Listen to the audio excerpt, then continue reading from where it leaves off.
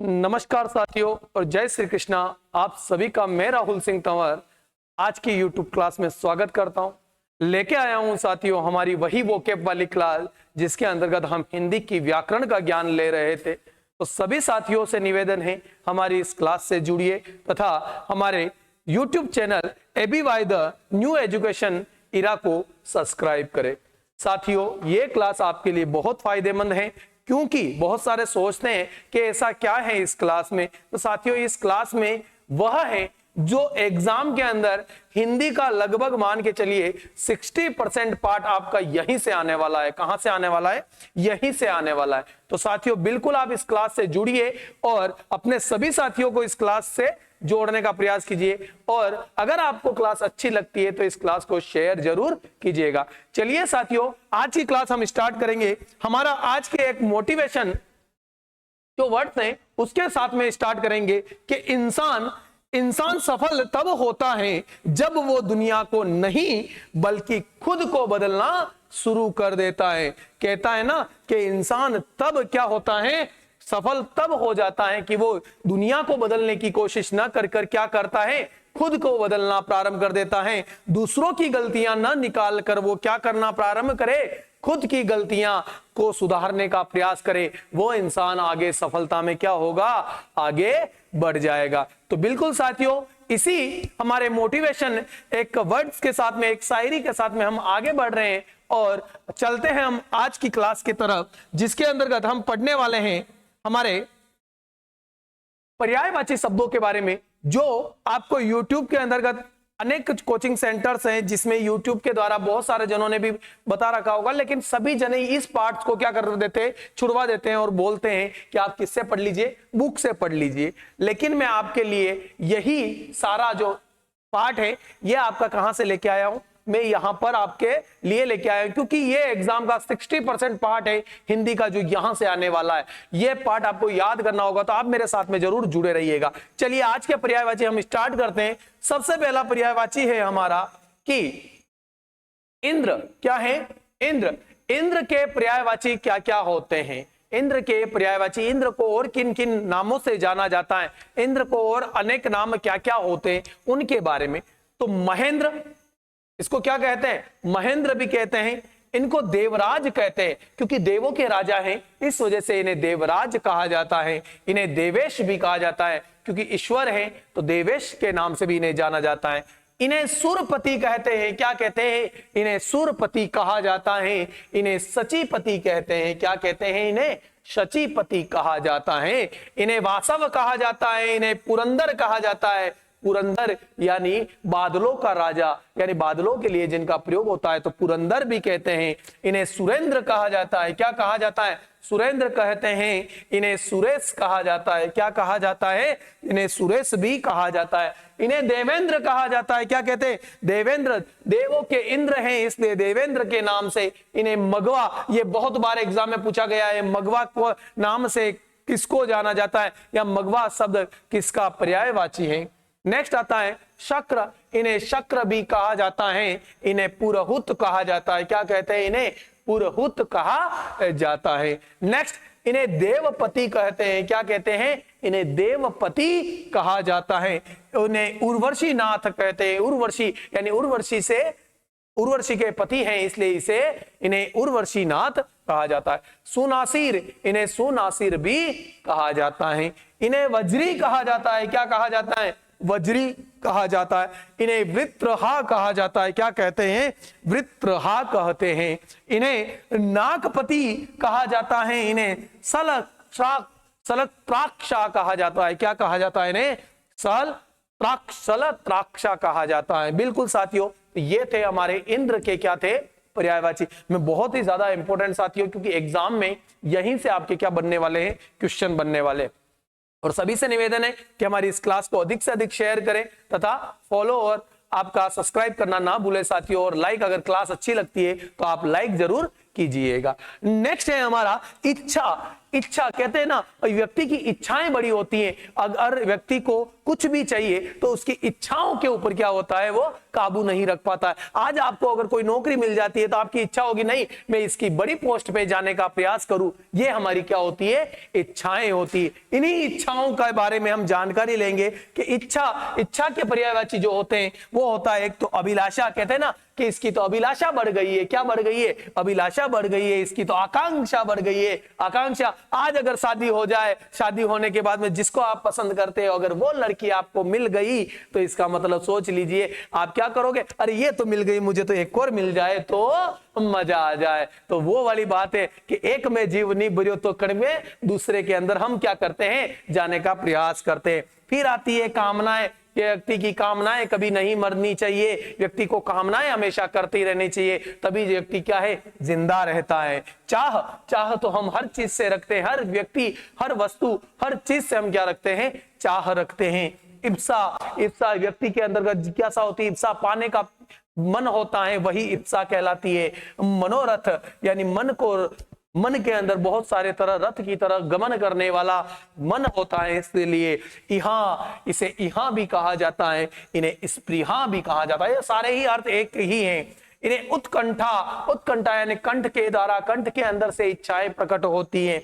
इन्हें लालसा होती है कि आज तो मैं ये खा लूं, आज मैं वो खा लूं, आज मैं उसको पालूं, ये सारी लालसाएं होती है। नेक्स्ट आता है वांछाएं व्यक्ति के अंदर बहुत सारी होती हैं। नेक्स्ट होता है लिप्सा, यानी लिप्साएं बहुत सारी व्यक्ति के अंदर जागृत होती रहती है। नेक्स्ट आता है काम, यानी बहुत सारे तरह के काम जो होते हैं वो भी काम किसमें आते हैं, इच्छाओं के अंदर आते हैं। फिर आती है चाव यानी किसी को चाहना, ये भी क्या है, एक इच्छा का पर्यायवाची है साथियों। तो ये थे इच्छा के पर्यायवाची साथियों जो हमने यहाँ पर देखे हैं। नेक्स्ट आता है ईश्वर। क्या आता है, ईश्वर का जो पर्यायवाची है वो है परमात्मा।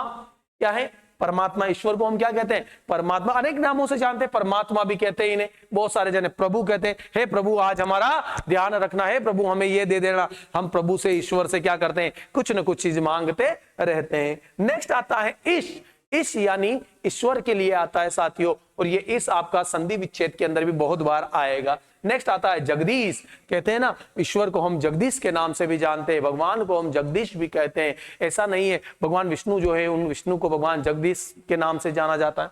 नेक्स्ट आता है भगवान, जो तो हमारे सुबह उठते ही मुंह पे नाम, हे भगवान ध्यान राखजे।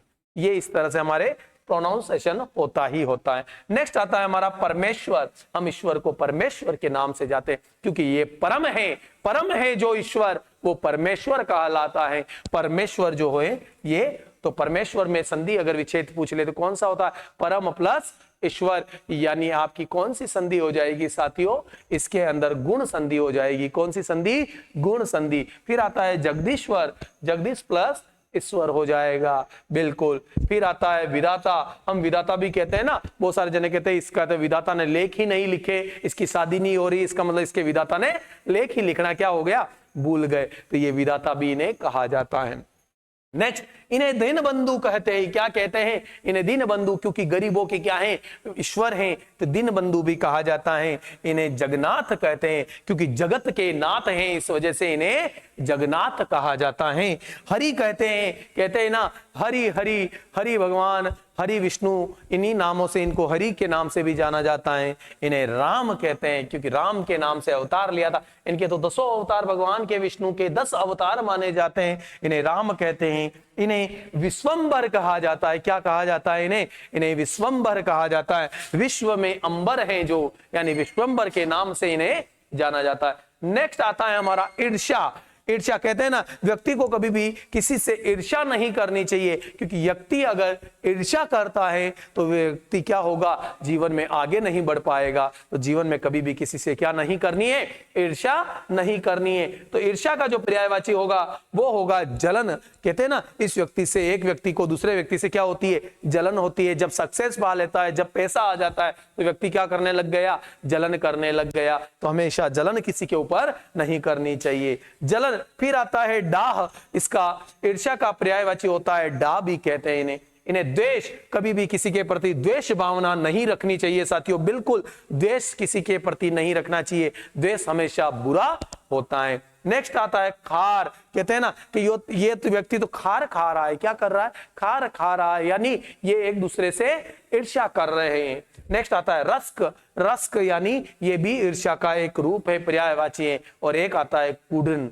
कुढ़न, कुढ़न भी किसका पर्यायवाची है, ईर्ष्या का पर्यायवाची हो जाएगा साथियों। नेक्स्ट आता है इनाम, ये इनाम, इनाम तो हम भी जानते हैं, कोई इनाम देना, किसी को किसी वस्तु का इनाम देना, गिफ्ट देना, इनाम यानी गिफ्ट दे, गिफ्ट एक अलग चीज थोड़ी सी अलग हो जाती है, और इनाम, इनाम में यानी पारितोषिक देना, कुछ न कुछ पारितोषिक देना। तो इनाम का जो पर्यायवाची होता है वो एक तो होता है उपहार, जिसको हम गिफ्ट के रूप में जानते हैं, गिफ्ट के रूप में कह सकते हैं। नेक्स्ट आता है पुरस्कार, मैंने कहा ना पुरस्कार देना, किसी को कहते हैं ना आज इनको ये पुरस्कार मिला तो पुरस्कार। इन्हें पारितोषिक देना यानी इनाम के रूप में उपहार, पारितोषिक दिया जाता है। फिर आता है बख्शिश, यानी इन्हें कुछ भेंट प्रदान की जाती है, वो इनाम कहलाता है। और लास्ट है हमारा ईमानदारी, क्या है, ईमानदारी। ईमानदारी के पर्यायवाची क्या होंगे साथियों, तो इसका सबसे पहला होगा सदा सहायता, क्या होगा, सदा सहायता जो होगा हमारा इसका पर्यायवाची हो जाएगा।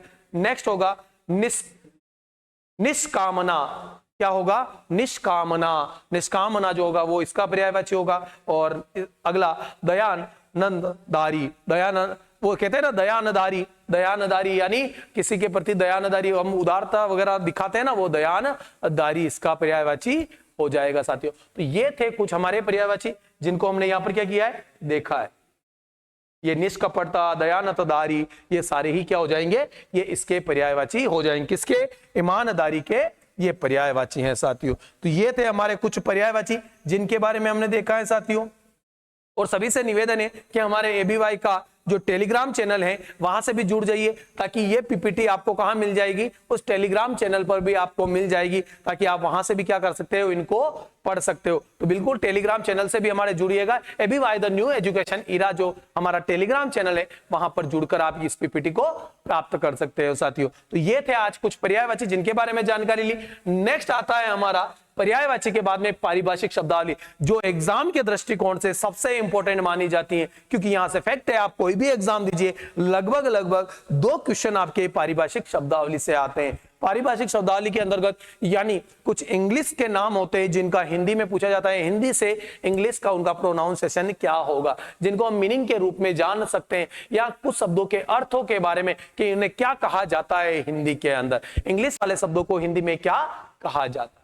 सबसे पहला आता है एब्रीविएशन, क्या होता है, एब्रीविएशन। एब्रीविएशन का अर्थ होता है संक्षेप या संक्षेपण, बहुत इंपॉर्टेंट है साथियों, ये याद रख लेना। एग्जाम के अंदर अगर मेरे साथ में जुड़े हो तो डेफिनेटली आप अपने नंबरों को क्या कर रहोगे, फाइनल पक्का कर लोगे। तो एब्रीविएशन यानी संक्षेप या संक्षेपण हो जाएगा। बैलेंस शीट, नेक्स्ट क्या है, बैलेंस शीट यानी तुलन पत्र, क्या हो जाएगा, बैलेंस शीट यानी तुलन पत्र हो जाएगा। नेक्स्ट आता है कैडर, कैडर यानी संवर्ग, कहते हैं ये आर्मी के अंदर शब्द होता है साथियों कि कोई एक टुकड़ी होती है तो उस कैडर, उसको कैडर के नाम से जाना जाता है, एक टुकड़ी को कैडर कहा जाता है, यानी उसको संवर्ग कहा जाता है, क्या कहते हैं इसको, संवर्ग के नाम से पुकारा जाता है। फिर आता है डियरनेस अलाउंस, क्या होता है, डियरनेस अलाउंस, इसका अर्थ होता है महंगाई भत्ता। कहते हैं ना जब महंगाई बढ़ती है उस समय सभी को महंगाई भत्ता मिलता है। ये सर्वाधिक जो मिलता है वो गवर्नमेंट कर्मचारियों को मिलता है। किनको मिलता है, गवर्नमेंट कर्मचारियों। तो आप लोग भी आज क्या बन जाइए, गवर्नमेंट कर्मचारी बन जाइए, ताकि आपको भी ये कभी महंगाई भत्ते क्या मिलेंगे, मिलेंगे। बहुत सारी तरह के साथियों फायदे होते हैं गवर्नमेंट कर्मचारियों को, तो ये बिल्कुल याद रख लीजिएगा। नेक्स्ट आता है एजुकेशनल, एजुकेशनल यानी शैक्षणिक। कहते हैं ना हम लोग कहीं शैक्षणिक भ्रमण के लिए जा रहे हैं, कहीं घूमने के लिए जा रहे हैं, तो उसको एजुकेशनल यानी किसी शिक्षण संस्थान के थ्रू अगर जा रहे हैं तो वहां पर शैक्षणिक कहलाएगा, क्या कहलाएगा, शैक्षणिक। एजुकेशनल का अर्थ हो जाएगा शैक्षणिक। नेक्स्ट आता है फेवरेबल, फेवरेबल यानी अनुकूल, फेवरेबल यानी क्या हो जाएगा, अनुकूल हो जाएगा। बिल्कुल साथियों, फेवरेबल यानी अनुकूल होगा। नेक्स्ट आता है गजट नोटिफिकेशन, क्या होगा, गजट नोटिफिकेशन। गजट यानी राजपत्र होता है, और नोटिफिकेशन यानी अधिसूचना, यानी कोई राजपत्र की जो अधिसूचना है, यानी आपके सरकारी कार्य कामों के लिए जो सूचना होती है वो राजपत्र अधिसूचना कहलाती है। हैंडीकैप, हैंडीकैप यानी कहते हैं ना हैंडीकैप है ये व्यक्ति, कोई से हाथ से अपाहिज है या किसी तरह से, तो हैंडीकैप को क्या कहा जाता है? विकलांग कहते हैं। क्या कहते हैं? विकलांग कहा जाता है। नेक्स्ट आता है आइडियोलॉजी। आइडियोलॉजी क्या है? आइडियोलॉजी, आइडियोलॉजी का होता है विचारधारा, कि व्यक्ति की विचारधारा क्या है। कहते हैं ना हमारी आइडियोलॉजी क्या है, आइडियोलॉजी क्या है, तो वो सारी चीजें जो होगी वो किस में आएगी? विचारधारा के अंदर। तो ये थे साथियों कुछ परिभाषिक शब्दावली जिनके बारे में भी हमने क्या ली है, यहाँ पर जानकारी ली है। नेक्स्ट आते हैं हमारे, एक और चीज आती है हमारी आज की क्लास में, और वो है हमारे आज के विलोम शब्द। ये भी हमारे एग्जाम में फैक्ट है, यहां से क्वेश्चन क्या होगा आपका? आएगा ही आएगा। मैं वही चीजें लेके आ रहा हूं साथियों जो आपके एग्जाम में बार बार पूछी जाती है, और जहां से आप क्या कर सकते हो, आप अपनी स्कोर कर कर आप अपने भविष्य के अंदर आपका जो सपना है, ड्रीम है, उसको क्या कर सकते हो? यहां से पूरा कर सकते हो। और ये चीजें आपको कहीं पर कोई पढ़ाया नहीं जाता है, कोई पढ़ाते नहीं है, लेकिन ABY आपके बीच में लेके आया है ये सारी चीजें जो आपके एग्जाम के लिए बहुत इंपॉर्टेंट रहने वाली। नेक्स्ट आता है कवि। कवि, कवि का होता है विलोम कवयित्री। क्या होता है? कवयित्री होता है साथियों, न कि कवियत्री होता है, न वो होता है। इसका जो कवि का विलोम होता है कवयित्री होता है। क्या होता है? कवयित्री। ये बिल्कुल शब्द शुद्धि के अंदर भी बहुत ज्यादा बार पूछा जाता है, याद रख लीजिएगा। नेक्स्ट आता है अवनी। अवनी का होता है अंबर। क्या होता है? अवनी, अवनी का होता है अंबर, इसका विलोम शब्द होगा। नेक्स्ट होगा ग्रस्त। कहते हैं ना ग्रस्त जीवन वाला, तो ग्रस्त का क्या होगा? सन्यासी होगा। क्या होगा? सन्यासी होगा साथियों। सन्यासी ऐसे भी लिखा जाता है, और सन्यासी अगर ऐसे नहीं लिखकर ऐसे अगर आ जाता है तो भी आपका क्या होगा? राइट होगा। ये सन्यासी, क्योंकि ये सन्यासी को अभी क्या कर दिया गया है, आपके हिंदी निदेशालय के द्वारा इसको अमान्य किया गया और इसको मान्य किया गया है, क्योंकि बिंदी वाला को मान्य नहीं किया जा रहा है। फिर आता है यथार्थ। यथार्थ किसी का चित्रण करना। यथार्थ यह का विलोम होता है आदर्श। क्या होता है? आदर्श। उग्र, कहते हैं ये तो उग्र हो गया। उग्र का अर्थ क्या होगा? विलोम सौम्य होगा। कहते हैं ना सौम्य यानी नॉर्मल का व्यक्ति होना, उग्र यानी ज्यादा ये हो जाना। इसको कह सकते हैं उग्र को आप लोग गुस्सैल वाला व्यक्ति। तामसिक, कहते हैं ना ये तो मांस मदिरा वगैरह खाता है। तामसिक का विलोम होगा सात्विक। सात्विक यानी साधारण व्यक्ति होना। योगी, योगी का होगा बोगी। योगी का क्या होगा? विलोम बोगी होगा साथियों। नेक्स्ट आता है कृपण। कृपण का होगा उदार। ये तो कृपण व्यक्ति है, यानी ये तो बिल्कुल बुरा व्यक्ति है। उदार यानी ये तो बहुत सज्जन व्यक्ति कहलाएगा। नेक्स्ट आता है ग्राह्य। ग्राह्य का होगा त्याज्य। क्या होगा? ग्राह्य का त्याज्य हो जाएगा साथियों। फिर आता है तीव्र। तीव्र का होता है मंथर। क्या होता है? तीव्र का मंथर हो जाएगा। फिर आता है निंदा। निंदा का होगा स्तुति। निंदा करना, स्तुति करना। नैसर्गिक का होगा कृत्रिम। क्या होगा? नैसर्गिक का कृत्रिम होगा। और नेक्स्ट अतिवृष्टि। कहते हैं ना बरसात हो रही है तो बहुत ज्यादा वर्षा हो रही है, अतिवृष्टि का होगा अल्पवृष्टि यानी कम वर्षा होना, कम बरसात होना। अधिक, अधिक का होगा न्यून। अधिक का कम मत कर देना, अधिक का क्या होता है? न्यून होता है यानी थोड़ा सा होता है। नेक्स्ट होता है अपराधी। अपराधी का विलोम होता है निरपराध। क्या होता है? अपराधी का निरपराध होगा। फिर आता है आधार। आधार का निराधार। यहाँ आधार वो नहीं है क्या कि वो आधार कार्ड वाला आधार नहीं, यहाँ पर आधार यानी किसी को एक पैमाना मानना, नीचे का आधार मानना। आधार का निराधार हो जाएगा। नेक्स्ट आता है आशीष। आशीष का होता है दुराशीष। क्या होता है? दुराशीष होता है साथियों। और लास्ट है हमारा उन्मुख। उन्मुख का विलोम होता है विमुख। क्या होता है? विमुख हो जाएगा।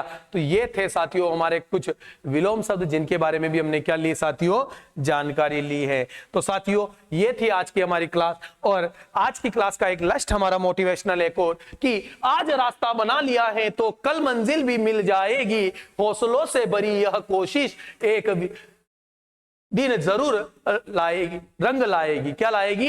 एक दिन जरूर रंग लाएगी। क्या याद रखोगे कि आज रास्ता बना लिया है, कि आज रास्ता क्या कर लिया है? बना लिया है, तो कल मंजिल भी मिल जाएगी। आज अगर रास्ता बना लिया है तो कल क्या मिलेगी आपको? मंजिल भी मिलेगी। और हौसलों से भरी यह कोशिश एक दिन रंग जरूर लाएगी। तो साथियों बिल्कुल आप कोशिश करते रहिए, आपको सफलता जरूर मिलेगी। तो साथियों आज की क्लास आपको कैसी लगी? लगी हमें कमेंट्स करके बताइएगा और अपने सभी साथियों तक आज की क्लास पहुंचाइएगा साथियों। और इसी के साथ में आज की क्लास से मैं आप सभी से विदा लेना चाहूंगा। जय हिंद, जय भारत।